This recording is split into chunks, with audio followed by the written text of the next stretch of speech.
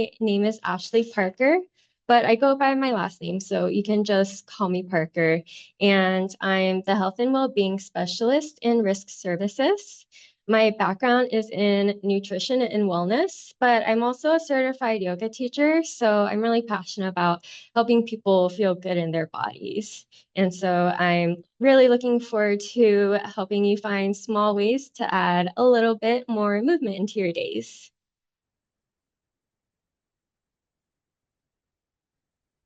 So, through the years, sometimes we might start to experience aches and pains and a slower metabolism. But what do we always say?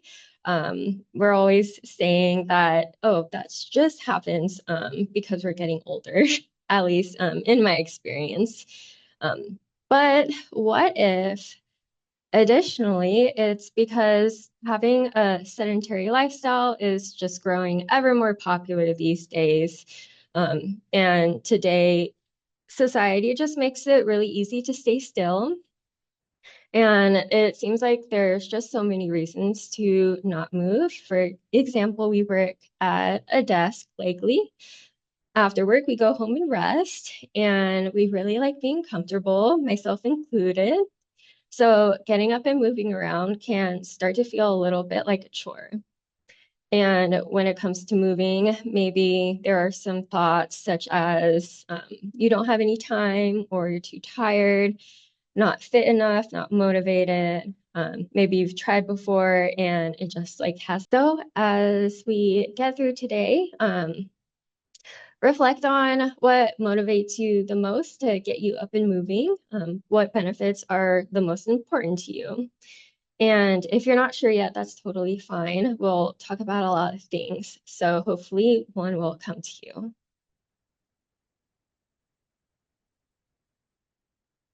So to start, we'll start at top of the body with our eyes, because of course moving your eyes is actually pretty important too. Maybe you've heard of digital eye strain, which is eye discomfort that we get from continuously looking at screens. And according to the American Optometric Association, using screens for just 2 hours can be enough to develop digital eye strain. And why is that? Our eyes are constantly moving, so maintaining a close focus of viewing our screen all day can lead to fatigue. And that's because our eyes adjust by using muscles. And so using them constantly at one fixed distance is what can cause that fatigue. Other factors that might contribute to digital eye strain include low contrast of text to background color in your screen, also any glares or reflections, improper viewing distance or angle. So if your screen is too far or too close, poor lighting, poor posture, and also including that leaning forward that sometimes we can get through our necks. With digital eye strain, studies show that blinking rates even change. So a normal blinking rate being 14 to 16 times per minute can go down to only 4 to 6 times per minute when looking at a screen. And that can cause eyes to dry out and otherwise feel pretty uncomfortable. Other issues that you might run into include blurred vision, difficulty focusing, maybe developing a headache, and just feeling tired in the eyes overall. The recommendation is to take frequent breaks and move your eyes more. And luckily, discomfort typically improves after you rest your eyes. But what does this look like in practice? Maybe you've heard of the 20-20-20 rule, stating that every 20 minutes, you want to look at least 20 feet away and keep viewing that distance for at least 20 seconds. And so if you practice this throughout the workshop today, I encourage and totally get it. You want to view those far away distances to counteract the close viewing of the screen. because when you focus your eyes far away, the muscles in your eyes are adjusting to that far away focus, but also all of the spaces that are in between. And so it's that variation in viewing the distances that helps to give our muscles in our eyes a break. And to remind yourself, you can set your phone timer to vibrate, use any Chrome extensions or cell phone apps to remind you to take a break. Next, before we get on to the rest of the body, let's first talk about what makes a healthy joint. So for healthy joints, all of the movable joints in your body are called synovial joints, and they have a cavity that's filled with synovial fluid, and that protects your joints and your bones. You can see in the diagram, it's that blue pocket in the middle that's filled with the cavity and the fluid. So the fluid in the joint doesn't have a direct blood supply, and blood is important to pass all of these nutrients throughout our body. And so when we move through the day, all of that movement helps to get the fluid refreshed, and that keeps our joints healthy. Additionally, healthy joints rely on the strength and mobility of our muscles, and they help to keep our joints secure and in place. And so if things are getting too tense, strains and tears might happen. If things are starting to feel a little bit loose, in extreme cases, sometimes we might get dislocations, and we want our hips, our shoulders, like everything to stay in place. Overall, we might start to feel those aches and those pains if the movement, strength, and mobility of our joints start to decrease. So our hands have a pretty intricate system of joints, of muscles, and of nerves that allow our fingers to do a lot of really fine and detailed movements, like typing. And in the eyes, or sorry, just like in the eyes, a lot of that same motion can cause strain. The muscles and the nerves in your forearm kind of converge in your forearm, pass through your wrist, and then branch out to your fingers. And so the repetitive motions of typing can cause tightness and pain in those areas. Again, it's that a lot of the same motion that can cause problems. So to help protect against that, keeping the wrist in a neutral position is important to minimize that pressure. When our wrist moves up or down, that constricts the pressure through the wrists. So when typing, what you can do is use a wrist rest. You might have a mouse pad that has wrist support built into it, or even just roll up a washcloth and use that to help give your wrist some support. But what else can you do to help protect your wrists? Movement-wise, you can get your hands and wrists ready to go and awake, especially in the morning. So with exercising, we know it's important to warm up before we start because that can help prevent injury. But we're also using our hands to type and sometimes for like hours on end. So it's important to warm up before we start beginning work too. I used to be a baker, and so again, repetitive motions. I used to get wrist pain at work and also when I practice yoga. So warming up really does help prevent that irritation. And additionally, warming up activates the muscles and the nerves in our hands. The nerves also get some intentional and controlled movement in. And think about it like oiling up a creaky door. It just helps everything flow a little bit better. Also, warming up our necks is really important too, especially if you notice that your neck kind of like creeps forward towards the screen throughout the day. And we want to avoid that extra tension on our neck and also creeping down into our shoulders too. So here is a neck and wrist warm up. You can follow along if you like, and this will be available. So you can use it to get started in the morning or even when you get back after lunch. Before we start any work, let's take a couple minutes to warm up. Start by drawing circles with your chin, as big as you can. If you're feeling really tight in your neck, be gentle, and it should loosen up over time. Now let's switch directions. If you hear any crunching, that's usually okay, as long as there's not any pain. Definitely skip any movements where you do feel pain. Now take one forearm and rest it across the top of your head. Use your hand to gently pull your neck towards the same side shoulder and feel a stretch in your trapezius. Now let's do the other side. This muscle can feel very tense if your shoulders start to creep up throughout the day. Next, take your hand on the top of your head and gently pull your head towards your chest at a 45-degree angle. This will help stretch the back of your neck. Let's go ahead and switch.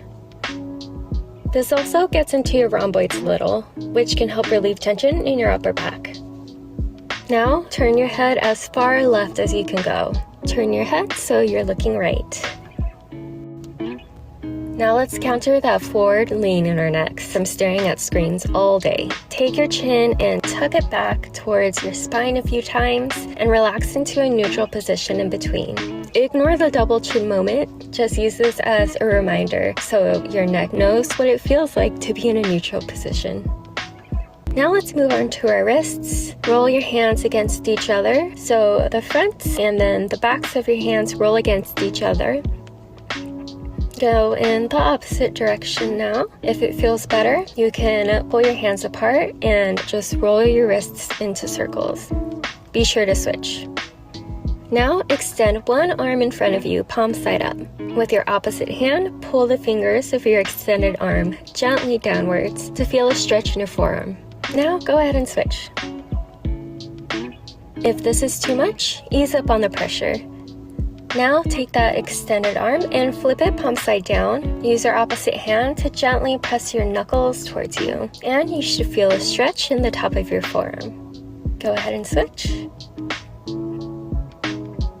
Now, open and close your hands as fast as you can, making sure to spread those fingers out as wide as they can go. Do this motion kind of fast and warm up your fingers and the bottoms of your forearms. Now let's stretch your fingers. With your palm facing up, gently pull down one finger at a time. Your knuckles might pop, but as long as there's no pain, it's usually okay.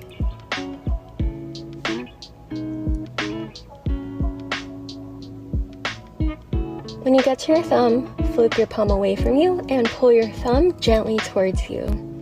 You might even feel the stretch in the palm of your hand. Remember to take breaks and stretch it out whenever you need it. All right, now for some potential effects of sitting on our whole bodies and on our health. Our whole body is involved when we sit. And so we often think about sitting as more of a passive or a rest position, however. And as a result, we often adopt poor posture habits, which down the line can lead to muscular or skeletal issues. Those might lead to pain in our neck, our shoulders, back, hips, or legs. And one of those reasons is because when we're not using our muscles to get around more, to move a bit, they start to weaken from disuse and they can start to feel tight or even atrophy. And so if our muscles are atrophying or actually shrinking, it's no wonder that we might start to feel weak. Another effect of staying in one position for an extended amount of time is possibly reduced circulation. The calf muscles in our lower leg actually help to pump blood back up to our hearts. And so sitting for long periods of time might reduce some of that circulation and in some cases may lead to other issues. Metabolically speaking, chronic sitting might lead to a higher risk of developing type 2 diabetes, heart disease, heart attack, or stroke. And again, that's because um, when we're not using those large muscle groups in our legs, our arms, that can negatively impact metabolic markers. So like blood glucose levels, triglycerides, HDL, and even blood pressure. And why might this happen, you wonder? Well, when you eat, after you eat, your body produces insulin, and that tells your cells to open up and take in the glucose from your blood into your cells, and they're mainly muscle cells.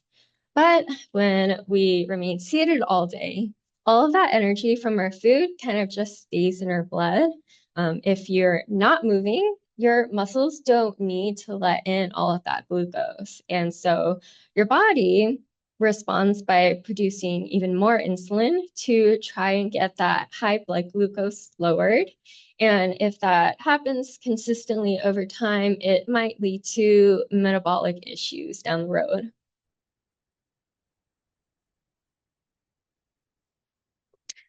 Sitting for long periods of time can also put pressure on your hips, lower back, and spine.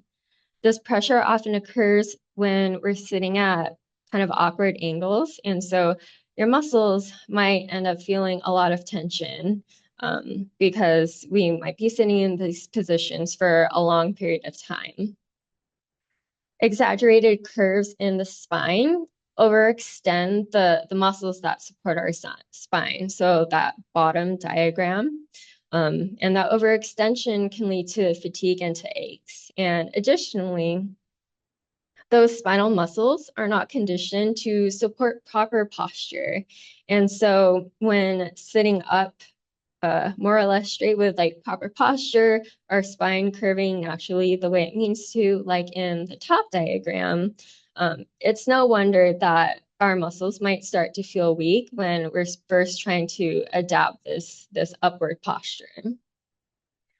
As for our hips, they might start to weaken over time, and that weakness can affect our lower back and may lead to lower back pain or back problems. So there must be something that we can do to prevent this during our workday.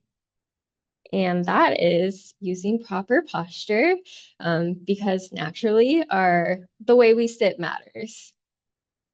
The proper posture that we try to adopt provides our whole body with support from our head to our toes. And so start by sitting in the back of your chair. Hopefully it has some lower back support, either from your chair, or you can use a pillow or a rolled up bath towel. And this is to protect that natural curve of your lower back. So the spine doesn't have any extreme rounding forward if you're resting back against that support. That should help to keep your spine neutral. And next, your shoulders, move them down and keep them relaxed and shift so that they are over your hips. And be mindful again of your shoulders creeping up towards your ears because that can cause tension and neck and shoulder pain. Also, remember to keep your head over your shoulders and look out for that excessive leaning. So do your chin tucks when you notice that. And you might notice this additionally as a common example when you look down at your phone. But occasionally, if you do this, it's generally fine. What we want to avoid is chronically practicing bad posture. So to prevent this, again, keep your head over your shoulders, make sure that your screens are at eye level, and check in with your neck to make sure that it's sitting neutrally. As for your chest, think of keeping your chest up and proud, and that might draw your shoulders slightly back a little bit. And this helps to protect your upper back. And although it rounds forward, it can protect against excessive rounding, which can also cause strain and discomfort. Again, for your wrists, keep them in a neutral position, meaning straight. So use mouse pads, wrist support, or like washcloths to help with that. Next, keep your elbows at 90 degrees, your knees at 90 degrees, and your feet flat on the floor. But if your furniture isn't adjustable, that is okay. You can use everyday items like footrests or even books to bring the ground closer to you, pillows or towels again. Lastly, you do want to minimize reaching for far objects, and this is to protect your shoulders and your back. So if you are using certain items a lot, keep them close to you on your desk. So with all of that to keep in mind, you might be thinking that sitting is kind of an active posture. It uses muscles to keep our spine supported and straight. And yes, that's correct. It's pretty active. And so if you habitually have bad posture, sometimes myself included, that can feel more comfortable for you because that's what your body's used to. And so checking in and correcting the posture might cause muscle fatigue, especially as your body gets used to it. And so if that might be you, start small with maybe 5 minutes of good posture practice once or twice a day. And over time, it'll start to be more natural and your body will adopt it as its natural way of sitting. Now that we know how to sit, what about moving more? When we move, our bodies are using those large muscle groups in our legs, in our core, and in our arms. So moving these muscles helps to regulate our metabolism and also improve our health.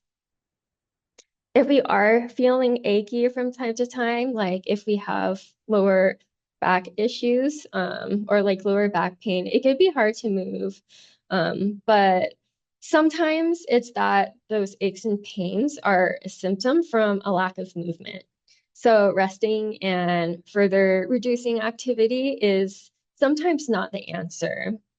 And studies do show that for mild lower back pain, it's actually possible to improve that with physical activity. And the reason being is because we're telling our brains that this area needs to be dynamic and more mobile. And so it sends signals to your muscles to loosen up and you can move easier. Movement additionally helps strengthen the muscles around our joints and also stabilizes them. Um, it can also stimulate your immune system to work stronger and help keep you from getting sick. But also, if you do get sick, it can help you with recovery too. But maybe on a cognitive level, you're feeling tired or you're stressed out. Moving your body can also help with that. And maybe you just need to use movement as an excuse to find a walking buddy to share a break with. Or you might even use it as a topic to chat about with your family, friends, colleagues. And if you need even more reasons to move, research shows that generally physical activity overall just simply improves quality of life. But a word of caution, do start slow because we want to avoid and prevent potential injuries. And even with certain movements, your muscles might be plenty strong, but your joints might need to adapt. Your joints are held together with other tissues like ligaments and tendons. And so that might take a little bit of easing into so they can get used to movement as well. So, as with adding any new physical activity, meet yourself where you're at and listen to your body. When you learn new movements, listen to the cues, but also keep in mind that you might not look exactly the same as the person next to you. And that's totally okay. We absolutely expect that. Do remember that pain is never good. And so if you do feel that, then that's a sign to skip that move. Be sure to, again, listen to your body and check in with yourself frequently. Stretching is a great place to start now, and it also can help you warm up before getting to any stronger movements. As with stretching, though, however, the goal is not to stretch the most. We want to loosen our muscles to make movement more accessible. And we are wanting to do this because any extreme tightness or inflexibility in our muscles might lead to injuries. And you can think about it like a rubber band. When a rubber band is wound really tight, certain movements can snap the rubber band, and we want to avoid that. So doing some stretching can allow more elasticity back into your muscles and move more freely. Again, a PSA for stretching. It will look different in everybody as well. And it's important not to push yourself to where you think you should be or what you think you should look like. Because again, that'll be different in everybody. But do what you can and do what feels good. Something with stretching or some things about stretching, it can take a little while to ease into it. But with consistent stretching, it will start to feel really good in your body, and you'll notice that flexibility changes over time.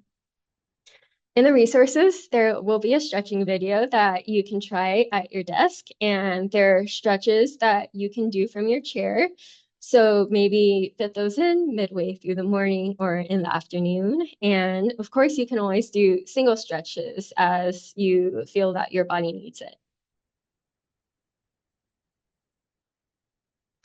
So at its most basic level here today, our goal is to break up our time sitting. The recommendation is to move our bodies in some way every 30 to 60 minutes of sitting time. But the American Diabetes Association recommends to get up and moving every 30 minutes for blood glucose benefits. And this could be even as small as standing or light walking around for a couple minutes. If you don't have time to pull yourself away from your desk, I absolutely understand. Sometimes we get swamped with work, but that doesn't necessarily need to be a problem because ever more popular today are what we call exercise snacks. And those are small sessions of just 1 to 2 minutes of challenging movement. And you can do these exercise snacks a few times throughout the day, and you can still get health benefits similar to working out. And you might experience that as better mood, more blood glucose regulation, and depending on what you're doing, even more strength or endurance. Challenging, however, is subjective and personal to you. So if you're doing a movement and starting to feel out of breath, maybe talking's getting a little bit hard, that's a sign for you're probably at the right level. You don't have to go all out though, but with whatever you're doing, feeling relatively strong. You can fit these exercise snacks into convenient times throughout your day by doing maybe some chair squats before you sit back down from walking around. Maybe doing calf raises while you wait for your coffee or your food to heat up. You can also just make an exercise snacks of things that you're already doing. When you go from one place to your next destination, you can hustle, and that could be a little exercise snack for you too. The key is, though, to start small, but also be consistent. With exercise snacks, you see the most benefits by doing it consistently and a few times over the day. And over time, they'll start to get easier. And you might even consider adding on more resistance for additional strength building. You might do that with body weight exercises. You might add on some weights, but don't necessarily feel like you need to add or you need to like go out and buy weights. You can absolutely use regular household items too, like water bottles, cans of food, big books, or just like regular hardcover books can be pretty heavy. Or even just filling up a backpack or your purse.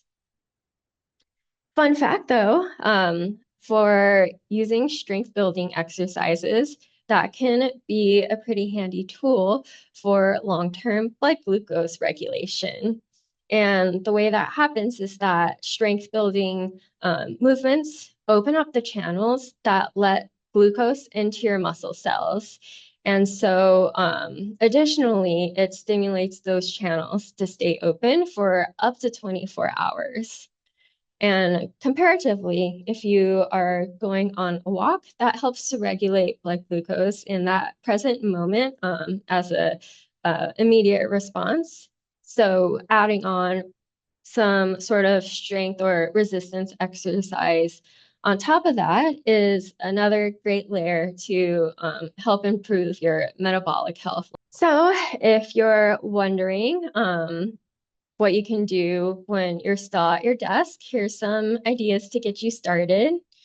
In addition to your typical body weight exercises, there's also some aerobic exercises that you can do, like jumping up and down for jumping pogos, or maybe even like airboxing if you've ever been intrigued and want to try like a kickboxing class later on. So I have another video of what that might look like and just some strength examples.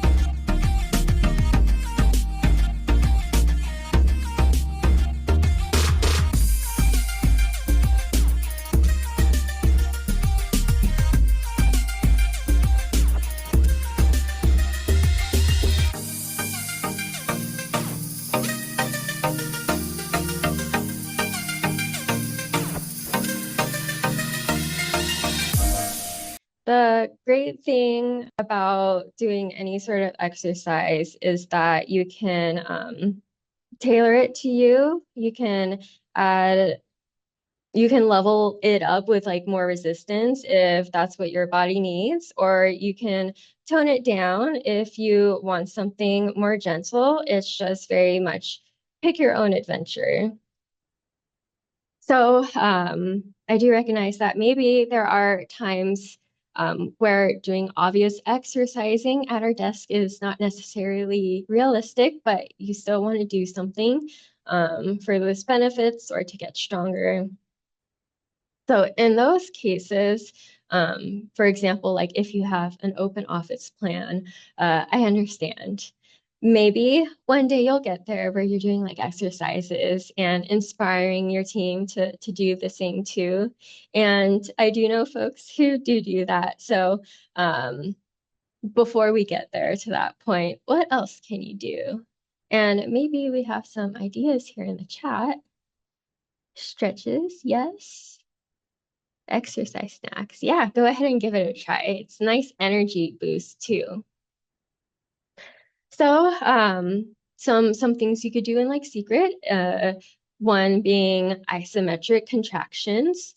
Those are holding like a flex or a contraction in your muscle, but in the same place. So you're not producing any movement, and super secret, no one really has to know. Before you do this though, do some like light moving around to get yourself warmed up, of course, and don't try to like hold your hardest flex that you possibly can or hold it for a super long time because we want to protect against strains. Go by your level of strength and do what feels good. And for some ideas, I know that seated marches and like toe taps are obviously like dynamic movements, but they can be discrete. You can also do abdominal squeezes. So to strengthen your core, you'll draw your belly button down and in towards your spine, and then you can contract your upper abs like you would at the top of a crunch. And you might even try to do like mini crunches.